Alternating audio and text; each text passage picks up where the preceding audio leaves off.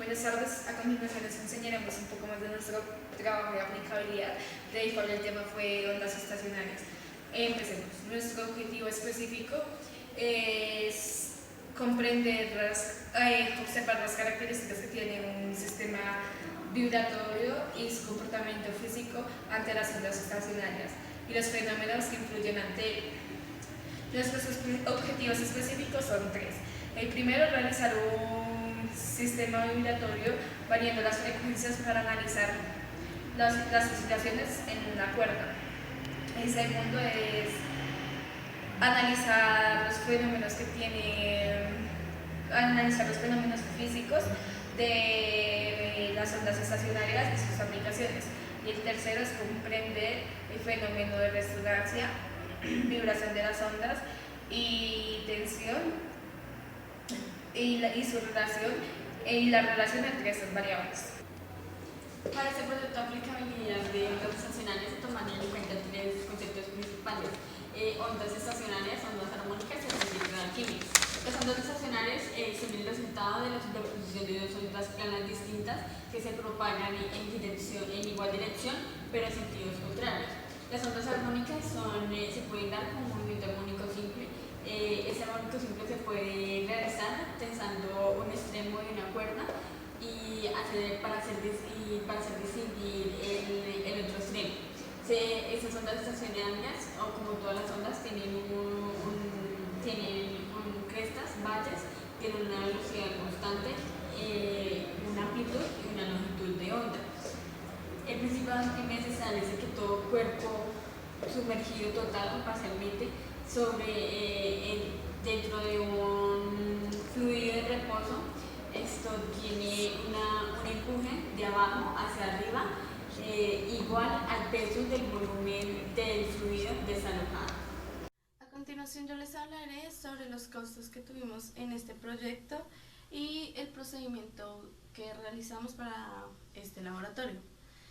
Nosotros utilizamos una base de madera, la cual costó 15.000, un parlante 25.000, palos de balso de 3.000 y una cuerda elástica de 500 pesos. Esto de un total de 43.500 pesos. Para realizar este proyecto nosotros tuvimos que tener en cuenta tres cosas. Una, las frecuencias que se le iban a aplicar al proyecto realizado. Otro, la longitud de la cuerda. Y el otro es el diámetro, la longitud y el peso de cada masa. Nosotros en un lado teníamos el prototipo y al otro lado teníamos un soporte en el cual poníamos las pesas que íbamos a utilizar. En este laboratorio fueron utilizadas dos pesas de diferente masa. Aparte de esto, nosotros en el prototipo poníamos unas frecuencias y estas daban unas longitudes de ondas. Esas longitudes de ondas tuvieron que ser medidas con un metro y gracias a estas medidas que tomamos pudimos hallar los datos requeridos para realizar este laboratorio. Voy a proceder a explicar cómo se determina el volumen teórico. Simplemente es a través de la fórmula que está por pi por r al cuadrado por la altura. Para el caso de la masa 1, se mide una altura de 0.02 metros, un diámetro de 0.024 metros y por lo tanto pues la mitad es del radio de 0.012, obteniendo un volumen teórico para M1 de 9.047 por 10 a la menos 6 metros cúbicos y para M2 un volumen teórico de 5.65 por 10 a la menos 6 metros cúbicos. Con respecto a la velocidad teórica en el agua, podemos decir que la tensión va a ser menor, ya que esta disminuye debido al principio de Arquímedes. Entonces la tensión correspondiente a hacer la diferencia entre el peso del objeto y la fuerza de empuje. Entonces aquí se ve la fuerza de empuje está por la fórmula de la densidad por el volumen por la gravedad. Al emplear estas ecuaciones, simplemente ponemos como tal el peso, la densidad se toma como 1000 kilogramos sobre metro cúbico, el volumen, bueno, para cada objeto en sí, pues es el hallado anteriormente, teóricamente a través de la fórmula y la gravedad. Entonces vamos a obtener los valores de la tensión. Esto pues es la causa de que en el agua los objetos tengan un peso menor y una velocidad de propagación también menor que en medio del aire. Ya reemplazando como tal la tensión obtenida sobre μ, que es la densidad de la cuerda, es decir, la masa sobre la longitud total, obtenemos valores de 11.87 metros sobre segundos para M1 y para M2 de 10.56 metros sobre segundo. La velocidad experimental la obtenemos haciendo la linealización respectiva de la longitud y la frecuencia. Para esto se grafica la inversa de lambda versus la frecuencia que va a tomar. Entonces, como podemos ver, es una relación directa, es decir, que entre la longitud y la frecuencia menor longitud, pues mayor va a ser la frecuencia y viceversa. Pero en este caso se denota una relación directamente proporcional, ya que estamos trabajando con el inverso de la longitud de onda, y obtenemos pendientes de 11.68, que comparada con el valor teórico hallado anteriormente nos da un porcentaje de error del 1.68%, y para la masa 2 de 11.03 obtenemos la pendiente que comparada pues con la anterior, con la ya anteriormente, obtenemos un porcentaje de error del 4.4%. Finalmente voy a explicar el volumen experimental. Entonces, como podemos observar, para la frecuencia del primer armónico, y vamos en un medio de aire, en un medio normal, la ecuación está por la velocidad sobre 2 veces la longitud. Y pues aquí simplemente, si estuviéramos hallando en caso normal, simplemente sería reemplazar la velocidad sobre la raíz de la tensión sobre μ y ya. Pero como estamos en el medio de agua, sabemos que la tensión, como lo había mencionado anteriormente, va a ser igual a la diferencia entre el peso y la fuerza boyante como tal, la fuerza que hay de empuje. Entonces, para hallar el volumen experimental, podemos proceder a despejarlo.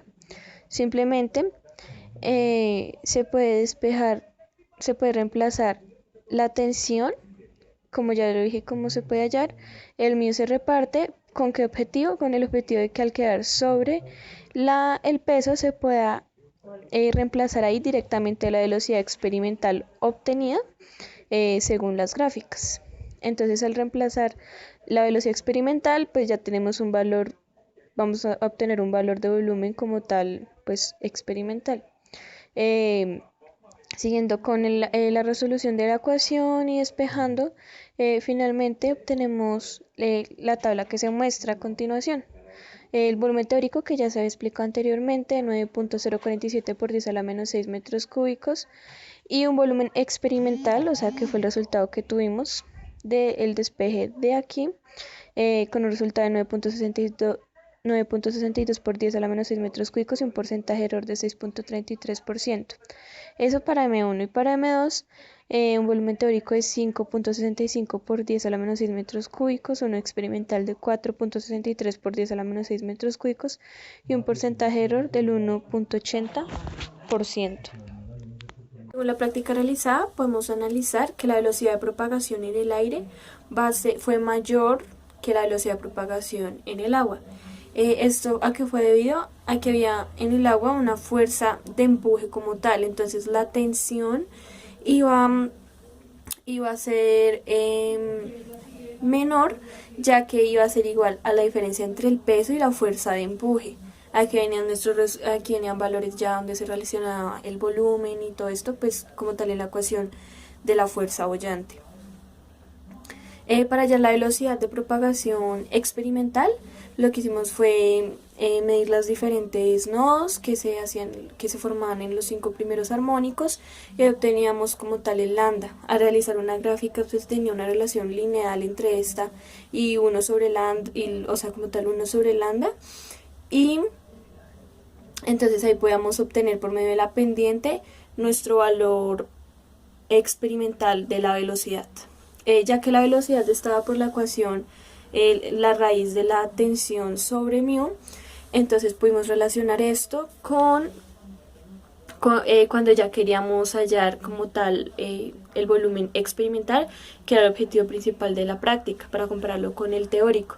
Entonces, como tal, para la ecuación y obtener lo que queríamos, planteamos la ecuación de un armónico en un medio de aire normal. Entonces iba a ser igual a la velocidad sobre 2 veces la longitud como tal, y la velocidad como es la raíz de la tensión sobre mu, pues era normal. Para involucrar el valor del volumen como tal, se analizó que en el agua, digamos para el primer armónico, íbamos a obtener que la tensión iba a ser mg, como tal el peso de la masa, menos la fuerza boyante. La fuerza boyante ya relaciona el volumen como tal. Entonces hicimos eso para el primer armónico. Entonces dijimos que era la velocidad, que era la raíz de la tensión sobre mu.